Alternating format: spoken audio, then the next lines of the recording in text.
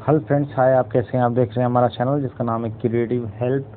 और एक चैनल मेरा और भी है जिसका क्रिएटिव स्टडी नाम है। अभी एक वीडियो डाला हूँ उस पर। अगर आपको गवर्नमेंट जॉब की तैयारी करनी है, जैसे सी सेट वगैरह, उसमें चलेगा। और भी जैसे रेशियो है, मैथ्स है, रीजनिंग्स है, तो आप जाके उसे सब्सक्राइब कर सकते हैं। उसका जो है क्रिएटिव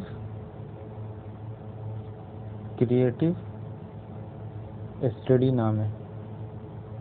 स्टडी, एक मिनट ये, इसको हम स्टडी कर देते हैं। क्रिएटिव स्टडी नाम है।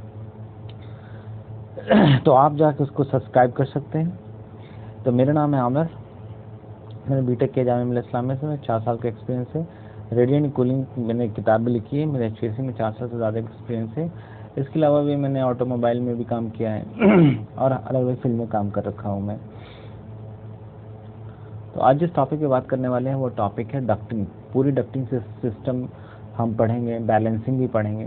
तो लगभग पूरी डक्टिंग सिस्टम का ओवरव्यू आज आपको मिल जाएगा। बाद में हम डक्टिंग की जो किस तरह से पूरी मैकेनिज्म्स हैं, डक्टिंग की कैलकुलेशंस हैं, और भी बहुत सारी चीज़ें होती हैं डक्टिंग में, तो वो सारी बातें बाद में जानेंगे। लेकिन फ़िलहाल तो डक्टिंग का ओवरव्यू ये पूरा मिल जाएगा आपको।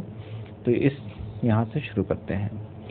एक्चुअली में लर्निंग का जो ऑब्जेक्ट है ducting work, what is duct in HVAC and what is ducting.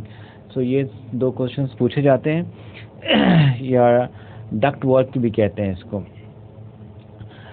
तो इसके अंदर जो हम बेसिकली पढ़ेंगे, basic type of duct work system, और द कंपोनेंट, किस तरीके से कंपोनेंट यूज़ किए जाते हैं, distributions of air conditions, air को किस तरह से डिस्ट्रीब्यूट किए जाते हैं, even clean, proper amount of ventilations, किस तरीके से प्रॉपर अमाउंट ऑफ वेंटिलेशन दिए जाते हैं, absorb enough heat to cool the conditions place या स्पेस।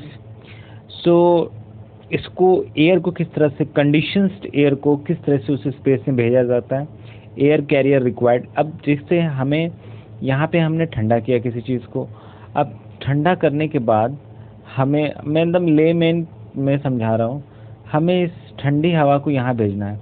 तो हम भेजेंगे कैसे? तो जाहिर सी बात है, इसमें डक्ट लगाएंगे, और डक्ट लगाएंगे तभी तो भेज सकते हैं, और जिसमें हमारी कंडीशंस एयर, मतलब ठंडी हवा बहेगी। तो ये रूम में आ गया हमारा। तो ये होता है एयर कैरियर टू रिक्वायर्ड, जहाँ पे जहाँ रिक्वायर्ड होता है। If the pressure difference exists, the air will flow from area of high pressure to the lower pressure. Suppose मैं यहीं पे समझाता हूँ। मेरे तो बहुत कुछ उसमें मिट गया। एक मिनट रुक जाइए, मैं यहीं पे समझाता हूँ आपको बेसिक से ही। अगर मान लीजिए कि हमें कहीं पे हाई प्रेशर क्रिएट करना है या लो प्रेशर क्रिएट करना है, तो हम लोग कहीं पे हम जैसे जाएंगे ना, तो नेगेटिव प्रेशर भी हम लोग क्रिएट करते हैं। जैसे CFM वगैरह मैं बताऊंगा कि CFM क्रिएट करना पड़ता है, तो वहाँ पे नेगेटिव प्रेशर हमें क्रिएट करना पड़ता है, क्योंकि सपोज़ कि अगर हम नेगेटिव प्रेशर नहीं क्रिएट करेंगे तो वो हमारे लिए प्रॉब्लम क्रिएट कर देगा। जैसे टॉयलेट में या किचन में, जैसे वहाँ पे जो CFM देते हैं हम, वो देते हैं 150 CFM, ठीक है। ये फ्लो की रेट्स होते हैं, और निकलता उससे है 200 एग्जॉस्ट करते हैं हम। तो यहाँ पे नेगेटिव प्रेशर क्रिएट करते हैं। इसका मतलब है कि जो एयर जो हमारी नॉर्मली जो एयर है, if the pressure difference exist, अगर प्रेशर का डिफरेंस एग्जिस्ट करता है सपोज, तो जो एयर फ्लो करती है हायर प्रेशर से लोअर प्रेशर की तरफ। तो अगर हायर प्रेशर से लोअर प्रेशर की तरफ ज़्यादा एयर फ्लो करती है, जितना ज़्यादा लार्ज डिफरेंस होगा, ये चीज़ समझने की, जितना ज़्यादा लार्ज डिफरेंस होगा उतना फास्टर एयर फ्लो करेगी लोअर प्रेशर एरिया की तरफ। तो बेसिकली ये पूरा कॉन्सेप्ट है जो आपको समझना था कि इसके अंदर हम पढ़ेंगे क्या। बार बार मैं उस लोगों को मिटा दे रहा हूँ, इस लोगों को रख देता हूँ। तो साइज काफ़ी बड़ी थी। तो बेसिकली यहाँ से हम आगे बढ़ेंगे। तो मुझे लगता है कि मैंने लगभग इस पेज को अच्छे से समझा दिया है। नेक्स्ट चलते हैं। ये वीडियोस थोड़ी सी लंबी होगी फ्रेंड्स, तो आपको इसमें देखना पड़ेगा कि क्लासिफिकेशंस क्या क्या हैं डक्ट्स के। तो यहाँ पे 3 कॉमन क्लासिफिकेशंस हैं। ये थोड़ा बड़ा होगा, पहले तो बड़ा हो जाता था ये, देखते हैं 2 उंगली से। फिलहाल तो एकदम नहीं बड़ा हो रहा है। तो अगर आपको नहीं दिखाई दे रहा है तो मैं इसको पढ़ के बता दूंगा। पता नहीं पहले जूम हो जाता था, ये जूम होता था, फिलहाल तो नहीं हो पा रहा है। So let be. तो 3 कॉमन क्लासिफिकेशंस होते हैं, क्लासिफिकेशन ऑफ डक्ट्स होते हैं। एक होता है conditions air, recirculation air and fresh air duct. अच्छा, ये इसका मतलब ये होता है, जो ये थोड़ा सा हाई लेवल की चीज़ें हैं। जैसे कंडीशंस एयर के बारे में जब हम बात करते हैं, एक्चुअली में जब एचवेक्स में हम नॉर्मल वे में हम क्या करते हैं कि हमें इसको कह देते हैं कि सप्लाई एयर है, सप्लाई डक्ट है, इसको सप्लाई डक्ट बोल देते हैं। और नॉर्मली सब लोग यही यूज़ करते हैं, सप्लाई डक्ट। एंड इसको जो हमारी स्पेस से रिटर्न होती है तो इसको कहते थे रिटर्न डक्ट, और रिटर्न डक्ट्स के नाम से। और जो हम फ्रेश एयर देते हैं, सप्लाई, जब हम फ्रेश एयर देते हैं मिक्सिंग चैम्बर के अंदर, तो वहाँ पे हम तो 3 तरह की डक्टिंग यूज़ करते हैं एचवीएसी में। तो बेसिकली अगर हम ये तो नॉर्मल वे में हो, लेकिन मेन जो अगर हमको अगर एक इंजीनियरिंग लेवल पे बोलना है या साइट इंजीनियर की ओहदे पे हैं आप, तो बेसिकली ये बहुत ही इम्पॉर्टेंट होता है आपके लिए कि आप बोलें उस डक्ट्स को। 3 कॉमन क्लासिफिकेशन ऑफ डक्ट्स है, तो उसको आप बोलेंगे एयर कंडीशंस डक्ट। सो उसको कहेंगे कंडीशंस्ड एयर डक्ट्स, मतलब कि इसकी कंडीशंस जो है वो बेहतर है। तो this is called as a supply and recirculating air duct. So this is just like a returning ducts and fresh air ducts. The conditions ducts carry conditions air from the air conditioners and distribute to the conditions air. Recirculating ducts is take from the conditions air and distribute back to the air condition system. So this is the actually the word. Basically people don't know about how to use this is word. This is actually word used in HVAC, not saying like this is the supply ducts and this is like returning ducts. So this is very confusing for in HVAC. So we have to clear the words. What is the words? If you are in the site engineer, if you are like a site engineer, so you have to use the word like sir, this is a supply duct, it's okay, but this is a conditions air duct. So this is the way to talk to.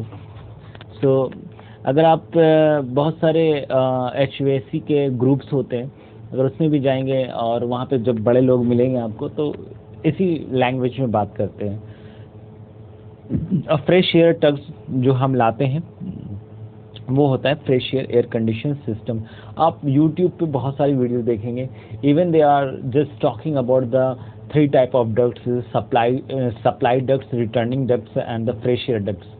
So basically, if you are a HVAC person and you are an engineer, so this is the main 3 types. If you are going to read the high levels books and you have something, so leave it this matter. जो भी आपके प्रचलन में है तो उसको use करना थोड़ा ज़्यादा अच्छा रहता है, तो मैंने दोनों चीज़ बता दी हूँ. Ducts are come. ये पूरी की पूरी वीडियो जो है, ये पूरी वीडियो बेसिक्स है HVAC डक्ट्स पे. सो ये वीडियोस थोड़ी लंबी तो होंगी, तो सपोज मैं बहुत आशा करता हूँ कि इसमें मैंने बहुत जो भी जैसे भी होगा मैं इसमें जान लगाऊंगा. पता नहीं ये आप शेयर कर दीजिएगा अगर आपको पसंद हो। अगर नहीं पसंद आती है कि सर आपको नहीं आता है पढ़ाने या आप नहीं समझा पाते, तो even you just comment on in the like जो बॉक्स बना रहता है उसमें आप कमेंट कर सकते हैं। सो प्लीज़, सो ठीक है। तो ducts commonly use for the carrying air, और जो शेप्स होते हैं वो राउंड होते हैं, स्क्वायर होते हैं और रेक्टेंगुलर होते हैं। तो ये 2-3 तरह के शेप्स हम यूज़ करते हैं। The more efficient ducts is round ducts. जो हमारे राउंड्स वाले डक्ट्स होते हैं वो ज़्यादा इफिशिएंट्स होते हैं, उससे ज़्यादा हमारे काम होते हैं। तो efficients based on the volume air handled per perimeter distance. So in other word, less material is needed for same capacity of the square rectangular. So अगर हम इसको सिंपल वे में कहें ना, कि जो हमारा सर्कुलर जो सर्किल है, जो गोल वाला जो होता है, स्पायरल जैसे आप जाएंगे तो बहुत सारे टाइप्स ऑफ डक्ट्स लगते हैं। मतलब आप साइड पे जाओगे तो बहुत सारे फ्लेक्सिबल आते हैं और बहुत सारे डक्ट्स होते हैं। सो डैम्पर वैम्पर लगाने के लिए तो उस डक्ट्स को काटते हैं और उसमें से मैं उन सब साइट पे अभी नहीं जाना चाहता हूँ, मैं बेसिक्स पहले कॉन्सेप्ट करवा देता हूँ। तो इसमें क्या होता है कि मटेरियल भी कम लगता है। अब स्क्वायर को हम राउंड बनाएंगे, स्क्वायर डक्ट्स आप जब जाएंगे साइड पे तो देखेंगे कि एक डक्ट मैन होता है, वो डक्ट पीटता रहता है, बनाता रहता है, उसमें हिंज वगैरह लगाता है, तो बहुत मुश्किल होता है। एक तो फैब्रिकेटेड डक्ट्स आती हैं जो मशीन से खुद बन के आती हैं, और साइड पे ऐसा नहीं होता है कि पूरी की पूरी फैब्रिकेटेड डक्ट्स आप यूज़ कर सकते हैं, ऐसा नहीं होता। एक डक्ट पर्सन होना ही चाहिए जो वो अगर मान लीजिए कि कहीं पे कटिंग नहीं हो पा रही है या कहीं पे साइज़ नहीं बैठ पा रहा है, तो वो डक्ट वाला नाप उप के अपना बना के ले जाता है अलग अलग तरीके से। आप मतलब नॉर्मली एक पर्सन तो होना चाहिए, शीट्स उस आती हैं वो बनाता रहता है डक्ट्स। जब आप साइट विजिट करेंगे तो आपको दिखेगा। मैंने खुद अपने हाथ से अच्छा डक्ट्स जो बनाते हैं ना, उसका हथौड़ा, उस जो हैमर होता है वो वुड का होता है। तो मैंने खुद मतलब बहुत सारे डक्ट्स बनाए क्या, मतलब जो पर्सन थे हमारे साथ जो काम करते थे, so I am so much friendly with all labour and बहुत सारे मेरे साइट पे इंजीनियर्स वगैरह जो भी थे वो काफ़ी र्यूडली बिहेवियर करते थे। तो प्लीज़ अगर मतलब ऐसा मत किया कीजिए, वो हमारे तरह हैं। So you have to polite with them. So अगर आप नहीं होंगे तो फिर मज़ा नहीं आएगा लाइफ में। तो ये भी थोड़ा सा जानना ज़रूरी है और डिस्कस कर रहा हूँ मैं। तो मैं खुद अपने हाथ से उस डक्ट्स को पीट के उसको मोड़ना पड़ता है, फिर उसको मोड़ के दूसरा शेप पूरा रेक्टेंगुलर नहीं बनता है, वो 2 पार्ट में बनाते हैं, फिर उसको ऐड करते हैं, फिर उसमें मतलब जॉइंट्स लगाते हैं, फिर उसमें डक्टिंग के बाद इंसुलेशंस भी करते हैं अगर रिक्वायरमेंट हो तो सप्लाई में। तो मैंने खुद 505 लगाए हैं। अगर आप साइड पे होंगे तो समझ ही होंगे कि 505 फेविकोल्स के टाइप आते हैं। तो उसको ब्रश से निकाल के लगाते हैं, तो उस पर इंसुलेशंस लगाते हैं अलग अलग थिकनेस के, 9 mm के, 3 mm के, तो ये सारे थिकनेस के भी लगते हैं और फिर अगर आपको ग्लास फुल वगैरह करने हो तो वो अलग अलग लगते हैं। तो ये सब थोड़ा सा मुझे लगता है कि मतलब ऐसा नहीं कि मतलब पढ़ाई के अलावा भी ये सारी एक्सपीरियंस अगर फेस किए हैं तो आगे भी फेस कर सकते हैं। तो खैर मैं जहाँ पे था, द अदर वर्ड्स उसमें लेस मटेरियल लगते हैं स्क्वायर से और रेक्टेंगुलर से। तो ये चीज़ आपको समझ में आई। तो अब आगे चलते हैं। अब यहाँ पे जो कंपोनेंट्स के बारे में हम बात करेंगे।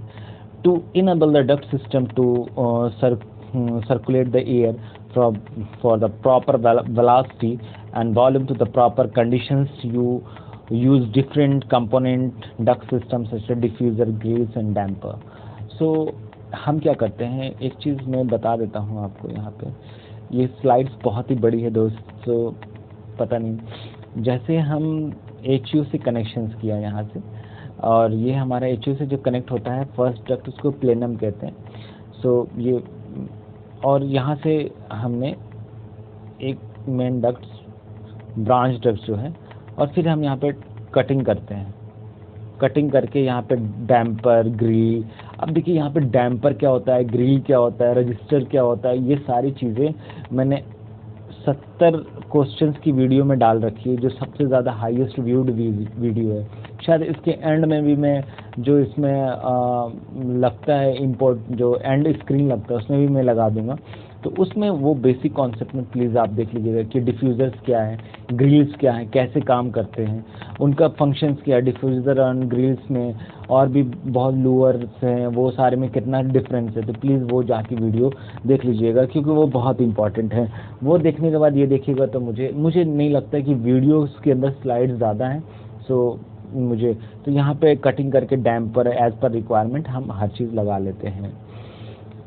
तो यहाँ पे कंपोनेंट में आ गए, तो डिफ्यूज़र, ग्रिल एंड रजिस्टर। तो room opening to the ducts is several device control to air flow keep the large object out of the ducts, this is called the diffuser.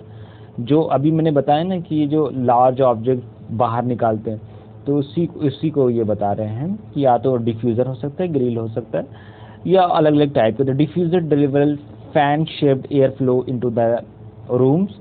ये फैन की तरह shapes का room का ducts can mix with some room air in certain type of the diffuser. तो ये हो गया। अब जो ग्रिल्स क्या होते हैं, तो मैं यहाँ पे ये सारी चीज़ों को एक्सप्लेन नहीं करूँगा। Grilles control the distance, height, spread the air flow, ये एयर फ्लो को फैलाता है, अमाउंट ऑफ एयर को भी। Grille cause more resistance to air, अच्छा ग्रिल में ज़्यादा रेजिस्टेंस हो जाता है एयर फ्लो का, तो वो क्या करता है, उसके जो क्रॉस सेक्शंस होते हैं लगभग 30% एयर को ब्लॉक कर देते हैं। तो इसीलिए ये because of this reasons to reduce the noise, इसके जो क्रॉस सेक्शंस हैं उसको इनलार्ज कर देते हैं लोग, क्योंकि अगर कोई चीज़ किसी से टकराएगी ना बार बार तो नॉइस क्रिएट करती है, जाहिर सी बात है। तो क्रॉस सेक्शंस का इनलार्ज कर देते हैं ग्रिल्स का। तो ग्रिल्स का डिफरेंट डिज़ाइंस आता है, और उसके जो फिक्स्ड वेन्स होते हैं तो वो कुछ तो एडजस्टेबल होते हैं और अलग अलग डायरेक्शंस में खुलते हैं। तो ये ग्रिल्स के बारे में अगर आपको प्लीज़ जानना है ना, तो मेरे 70 क्वेश्चन में चले जाइएगा, उसमें मैं पिक वगैरह सब कुछ लगा के रखा हूँ। ये स्लाइड्स आपको वहाँ पे समझ में आ जाएगी। और डैम्पर क्या होते हैं, ठीक है, तो ये भी जाके देख लीजिएगा। तो damper one way getting air distribution, तो यहाँ पे जो डैम्पर हम लगाते हैं ये सारी ओपनिंग है, और डक्ट से आके यहाँ पे ओपनिंग करके हम अलग अलग एज पर रिक्वायरमेंट हम डिफरेंट डिफ्यूज़र डैम्पर लगाना है तो वो लगाते हैं। यूज़ ऑफ द डक्ट, यहाँ पे क्या है, one way getting air distribution, सारे में एयर डिस्ट्रीब्यूशन होता है through the air damper. Damper balance air flow, can shut off and open certain ducts, zonal control. यहाँ पे थोड़ा सा मैं बता देता हूँ डैम्पर में क्या होता है। इसमें अलग अलग मैकेनिज्म्स लगाते हैं जिसकी वजह से हम एयर फ्लो को भी रेगुलेट कर सकते हैं, या तो हमको अगर इस रूम में नहीं चाहिए हवा तो हम इसे डैम्पर को फ्लिप होता है, आगे मैंने कुछ फिगर्स अटैच किया तो उससे आपको समझ में आ जाएगा, तो वो बंद भी कर सकते हैं। तो some are located with grilles, some are ducts itself. There is a 3 type of the damper used in air conditioned ducts work is called the butterfly, ये मैं ऐड किया हूँ, मल्टीपल ब्लेड स्प्लिट डैम्पर, तो ये figure में मैं आगे दिखाऊंगा आपको। तो टेम्परेचर कंट्रोल के लिए तो फायर डैम्पर, अब एक होता है फायर डैम्पर, तो इसके बारे में जान जाते हैं। फायर डैम्पर में क्या होता है कि हम एक ऐसा मैकेनिज्म्स लगाते हैं जिसकी वजह से ये फायर डैम्पर जो ऑटोमेटिक होता है इंस्टॉल किया जाता है, और वर्टिकल डक्ट्स में हम इंस्टॉल करते हैं स्पेशली। और वो क्या करता है, ह्यूमन फ्लेम्स जैसे फायर्स वगैरह अगर उसको अगर टेस्ट करता है तो फौरन ही शट डाउन हो जाता है, उसको हर साल चेक करना पड़ता है कि प्रॉपरली वर्क कर रहा है कि नहीं। तो इसमें भी 2 तरह के आते हैं, फायर डैम्पर के भी 2 टाइप्स होते हैं। तो इसको fail safe and spring loaded and close. तो ये क्या होता है फायर डैम्पर का थोड़ा सा मैं बता देता हूँ। फायर डैम्पर की स्लाइड्स में थोड़ी सी गड़बड़ी हो गई है। हाँ, तो इसमें क्या होता है कि ये देखिए इस तरह का होता है, और वो जैसे सेंस होता है ना, तो ये बंद कर देता है, उसका ब्लॉकेज कर देता है। तो वो होता है फायर डैम्पर लगाते हैं इसके अंदर। यहाँ पे फिगर भी मैंने किया है उसको। तो मतलब आप डैम्पर समझोगे ना वहाँ पे, जब आप जाओगे तो सारा कुछ यहाँ का समझ में आ जाएगा आपको कि मैं किस बात में। एक्चुअली में ये अटैचमेंट जो है इसके बारे में मैं क्लास नहीं ले रहा, सिर्फ डक्टिंग के बारे में क्लास हो रही, तो अटैचमेंट को मुझे नहीं लगता कि यहाँ पे मैं अपने तरीके से पूरा एक्सप्लेन करूँ। तो air movement is all usually produced by the some type of the air flow and fans are normally located in inlet of the air conditions. तो हम कभी कभी क्या होता है फैंस भी यूज़ करते हैं। जैसे हम इसके अंदर अटैचमेंट के अंदर हमने क्या क्या यूज़ किया, एक तो डैम्पर यूज़ किया, डिफ्यूज़र यूज़ किया, ठीक है, रजिस्टर्ड यूज़ किया, फिर हम फैंस भी यूज़ करते हैं।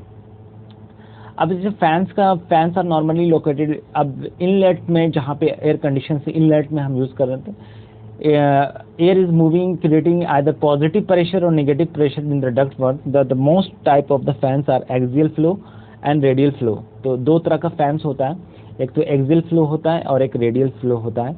ये दो तरह का फैन कैसे, जो मैं आपको फिगर में दिखाऊंगा। तो फ्रेंड्स थोड़ा सा हम देख लेते हैं कि किस तरह से डैम्पर ओपन होते हैं और ऑफ हो जाते हैं। तो जैसे ये है फायरवॉल, ये जैसे फ्यूजिबल लिंक है। मान लीजिए मैं यहाँ पे, ये अगर आपको नहीं समझ में आ रहा तो मान लीजिए कि ये कोई एक ढक्कन सा लगा हुआ है, इसमें वेट भी लगाते हैं, ठीक है। अगर यहाँ पे मैंने एक पतला से स्प्रिंग दे रखा है, अगर थोड़ा सा भी हीट हुआ ना तो ये क्या हो जाता है, ये हट जाता है और ये शट डाउन हो जाता है, तुरंत ब्लॉक कर देता है। तो ये मैकेनिज्म्स होता है इसके अंदर। तो ये फ्यूजिबल लिंक है डैम्पर वेन से, तो ये पूरा मैकेनिज्म्स होता है। तो ये आप समझ गए होंगे। अब यहाँ पे जो है फायर डैम्पर ओपन पोजीशन में है। तो मैंने बताया ना कि ये देखिए ये होता है, गोल सा होता है वो, और उसके अंदर इस तरह का 3D इसमें दिखाई नहीं दे रहा है, इस तरह का 3D करके एक शीट लगी रहती है, जिसको हम घुमाएंगे ना तो ये पूरा ब्लॉक, ये इस तरह से और ये इस तरह से इसके अंदर ब्लॉक कर देता है, ये पूरा कवर हो जाता है। तो ये एक्चुअली में सर्कल ही होता है। तो ये देखिए जैसे एयर फ्लो हो रहा है यहाँ से, और ये बीच में एक प्लेट लगी हुई है। अभी ये खुला हुआ है तो हमारा कंट्रोल एयर फ्लो हो रहा है। इसे अगर हम पैक कर देंगे तो ये बंद हो जाता है, जैसे ये पैक हो गया तो ये बंद हो गया। तो इस तरह से है। अब इसके अंदर जैसे पहला तो है बटरफ्लाई डैम्पर, ये मेरा बटरफ्लाई डैम्पर है। फिर दूसरा है मल्टीपल वेंस डैम्पर, तो ये मल्टीपल वेंस है इस डैम्पर है, और स्प्लिट डैम्पर है। सी जो है हमारे स्प्लिट डैम्पर में क्या होता है ये मैं बता देता हूँ। अगर मान लीजिए कि हमें क्या है कि कुछ एयर इधर भेजनी है और कुछ कंट्रोल्ड एयर इधर भी भेजनी है। मान लीजिए कि मेरी एयर यहाँ से आ रही है और यहाँ जा रही है और मिनिमम यहाँ पे आ पा रही है मेरी एयर, तो हमको क्या करना है, यहाँ पे एक डैम्पर लगा देते हैं जिसमें हम कंट्रोल्ड एयर इधर भी बैठे सेम अमाउंट में, इधर भी जाए हमारे। तो इसको कहते हैं एडजस्टेबल हैंडल या कंट्रोल तरह का डैम्पर होता है। तो लगभग मैं डैम्पर को थोड़ा सा मैं सोचा कि यहाँ पे बता दूँ। अब आगे चलते हैं। अब यहाँ पे जो 3 टाइप ऑफ डक्ट्स जो होते हैं डैम्पर के, तो मैंने बता दिया। अब यहाँ पे जो फैंस में ये आप देख सकते हैं कि फैंस जो है जो लगाते हैं हम, ये है पहला फैंस जो है वो रेडियल है रेडियल फ्लो है। रेडियल फ्लो में क्या होता है कि इस तरह से घूम के और ऊपर की तरफ एयर फेंकते हैं, और एक्सियल्स के अंदर इस तरह से ऐसे जाती है एयर। तो ये एक्सियल फ्लो है, ये आप देख सकते हैं, और रेडियल फ्लो देखिए ये ऐसे गई। तो ये दो तरह की एक्सियल एंड रेडियल फ्लो, ये फैंस जो हैं हम यूज़ करते हैं। तो axial flow fan is usually direct driven by mounting of the fan plates on the motor shaft, ठीक है। तो ये मोटर शाफ्ट में हम फैन प्लेट से नॉर्मली हम इसे चलाते हैं जैसे नॉर्मल वे में। अच्छा, बैलेंसिंग सिस्टम बहुत ज़्यादा इंपॉर्टेंट है डक्टिंग में। तो ये पूरा ओवरव्यू है डक्टिंग के अंदर, अटैचमेंट के बारे में पढ़ा, ठीक है। इसके अंदर हमने डक्टिंग क्या होती है, उनके टाइप्स क्या होते हैं, कौन सी शेप्स होती हैं, उसमें प्रेशर ग्रेडियंट के बारे में पढ़े। तो ये लास्ट टॉपिक है जिसमें हम बैलेंसिंग पढ़ेंगे। बैलेंसिंग में क्या होता है हमारा कि हमें ये पता करना पड़ता है कि किस एरिया में हमें कितना प्रेशर क्रिएट करना है, कितना CFM देना है। CFM के बारे में बात होती है। ये बैलेंसिंग कैलकुलेट किया जाता है और इस बैलेंसिंग पे ही पूरा सिस्टम डिज़ाइन किया जाता है बाज़ाब्ते। और अलग अलग जैसे कि किचन में और टॉयलेट में हम नेगेटिव प्रेशर रखते हैं। अब किचन और टॉयलेट्स का मैं थोड़ा सा इसको बताऊंगा, मैं यहाँ पे सोच रहा हूँ कि बता ही दूँ। यहाँ पे ओके, यहाँ पे हम बैलेंसिंग पढ़ रहे हैं। देखो सप्लाई का जो, अगर मान लो कि हमारे पास 2500 CFM का मैंने सप्लाई किया है, CFM का, कि हम बिल्डिंग में 2500 CFM सप्लाई करेंगे। अब कुछ लोग नए हैं तो प्लीज़ आप मेरे वीडियो जाके देख लेना, बेसिक्स ऑफ HVAC, जिसमें मैंने CFM वगैरह के बारे में बता रखा है। तो आप डायरेक्ट अगर ये सारे वीडियोस देख रहे हैं तो आपको CFM क्या, तो अगर मैंने 2500 CFM पे अगर इस पूरी बिल्डिंग को डिज़ाइन कर रखा है तो सप्लाई CFM हमारी 2500 है। लेकिन होता क्या है फ्रेंड, जो हमारी रिटर्न एयर जो यहाँ से हम लेके फिर से हम यूनिट में रिटर्न एयर जो होती है उसकी जो CFM आती है वो आती है 2200 CFM। अब जो 2500 CFM का था वो 2200, तो हमने तो दिया था 2500 लेकिन मिली मुझे 2200, तो 300 का हमारा लॉस है। लॉस हुआ कि नहीं हुआ? तो ये लॉस गया कहाँ भाई? हमने तो एयर इतनी भेजी थी तो आनी चाहिए इतनी। तो ये लॉस जाता कहाँ है ये मैं बता रहा हूँ आपको। ये लॉस जो मैंने 2500 सप्लाई में दी थी, सप्लाई में, और मुझे मिली 2200, 300 का मेरा नुकसान हुआ। ये जो है ये हम किचन का, टॉयलेट का जो हम CFM डिज़ाइन करते हैं इस टाइप के, तो यहाँ से हम एयर को रिटर्निंग में नहीं लाते हैं, हम यहाँ से सीधे हम बाहर फेंक देते हैं, एग्जॉस्ट कर जाते हैं। और इसकी पूर्ति को, ये 3 CFM की जो पूर्ति करने के लिए इसके बजाबते, क्योंकि बदबू को तो फिर हम मिक्सिंग करके नहीं डाल सकते ना। अब बोलोगे सर कि मुझे वो चाहिए बदबू, अगर हम भेज रहे हैं तो हम HRV लगा दें, तो अरे यार HRV लगाओगे फिर भी तो हमको एयर बाहर ही फेंकनी पड़ेगी ना। तो ये चीज़ जो है HRV लगाओ या जो भी कराओ, लेकिन हमको 300 CFM तो बाहर फेंक ही रहे हैं हम। HRV तो हम सिर्फ कूलिंग के लिए एडजस्ट करते हैं, तो 300 CFM तो हम बाहर फेंक ही रहे हैं। तो ये 300 CFM जो है ये हमारी फ्रेश एयर हम इंट्रोड्यूस करते हैं, ये आती है फ्रेश एयर, ये हमारी फ्रेश एयर है। अब ये फ्रेश एयर जो 300 CFM की हमने अंदर इस बिल्डिंग के डाली, इस बिल्डिंग के अंदर हमने 300 CFM की जो हमारी पूर्ति की, तो यहाँ से हमारी फ्रेश एयर इंट्रोड्यूस होती है, ठीक है। तो ये इस तरीके से हमारी डिज़ाइनिंग करनी पड़ती है पूरे के पूरे डक्टिंग की। तो ये है बैलेंसिंग पूरा, कि हम बैलेंसिंग में क्या हुआ कि हमने तो दिया 2500 CFM, और अजान हो रही है तो थोड़ा सा हमको लगता है कि रुकना पड़ेगा। 1 सेकंड रुक जाइए।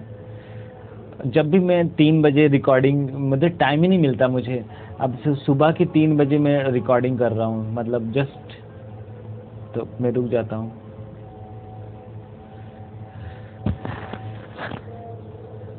मैं इसको एडिट नहीं कर सकता, मसला ये कि मैं एकदम लाइव पढ़ाता हूँ, मतलब समझ जाओ, नो एडिट, कोई एडिट नहीं करता हूँ, क्योंकि मैं एडिट करूँगा फिर मुझे बहुत ज़्यादा परेशानी होती है।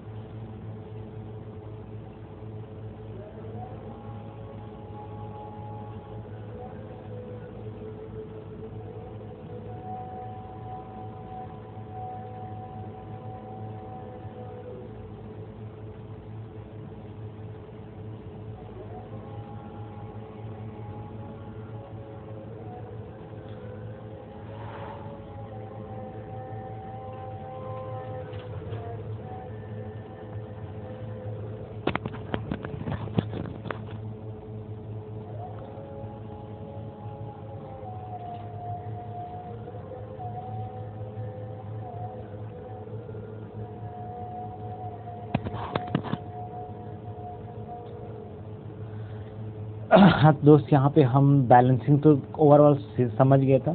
तो balancing of the system basically the sizing of the ducts, adjusting the damper, ensure each room receive the correct amount of the air. तो बैलेंसिंग में हम तो डैम्पर वगैरह कितना चाहिए कितना उसके अंदर करेक्ट अमाउंट ऑफ एयर आनी चाहिए, तो ये सारी चीज़ें मैंने देखते हैं कैसे क्या करना है, कितना लॉस हो रहा है, कितना, ये सारे कुछ देखते हैं। तो पूरा कंप्लीट सिस्टम को हम इंस्पेक्ट करते हैं, डक्ट की लोकेशंस को देखते हैं, ओपनिंग एंड डैम्पर को देखते हैं। तो ये बैलेंसिंग में है। और ये चीज़ पता नहीं बड़ी नहीं हो पा रही है, तो हम वेलोसिटी को देखते हैं कि आउटलेट वेलोसिटी कितनी है। हम मेज़र करते हैं कि फ्री ग्रिल एरिया को मेज़र करते हैं।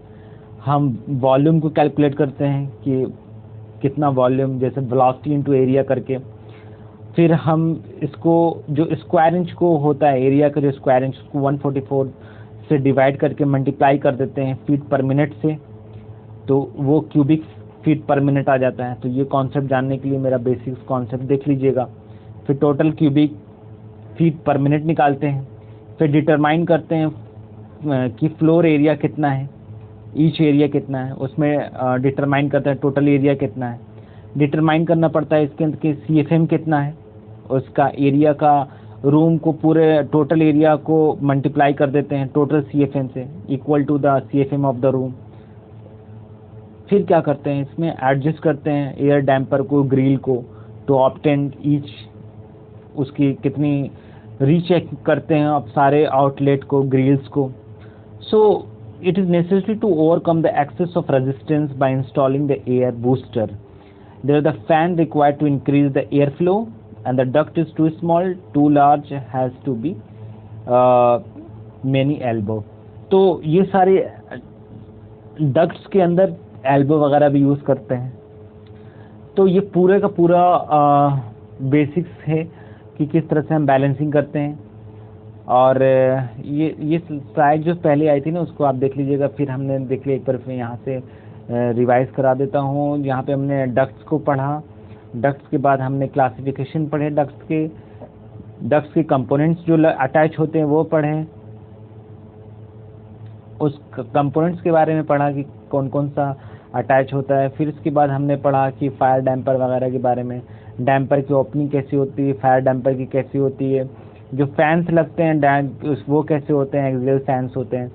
तो ये एक्सियल फैंस है, डायरेक्ट डक्ट्स के अंदर सीधे हवा देते हैं और ये नीचे से उठा के ऊपर से ऐसे हवा देते हैं। फिर हमने बैलेंसिंग पढ़ा। तो फ्रेंड्स आपको कैसा लगा? और बीच में अजान हो रही थी तो मैं एडिट नहीं करता हूँ वीडियोस को डायरेक्ट मेरी, तो पुरानी एक वीडियो पे पता नहीं किसी ने डिसलाइक भी मारा था, पता नहीं क्यों उसमें भी। सो फ्रेंड्स ये है मेरा चैनल। अगर आपको पसंद आया हो तो इसे सब्सक्राइब कर लीजिएगा। और भी उसका कैलकुलेशंस कैसे करेंगे, डक्टिंग को किस तरह से हम मैनेज करते हैं, कैसे कैसे क्या करते हैं, और उसकी शेप्स को, उसमें कब एल्बो, उसके अंदर डक्ट्स के अंदर क्या होता है कि बहुत सारे टाइप्स आते हैं, रिड्यूसिंग्स कब लगाते हैं, कब हम उसको साइज़ को रिड्यूस करते हैं, कब उसको, बहुत सारी चीज़ें हैं। तो प्लीज़ अगर आपको ऐसी और वीडियोस चाहिए तो पहले मेरे चैनल को सब्सक्राइब कर लीजिए। अगर आप नए हैं तो प्लीज़ इस वीडियोस को शेयर भी कर दीजिए लोगों में, कि उनको ज़्यादा से ज़्यादा नॉलेज मिले, हमारे चैनल्स लोगों तक पहुँचे। तब तक के लिए अपने ख्याल रखें। Take care, bye bye, have a nice day.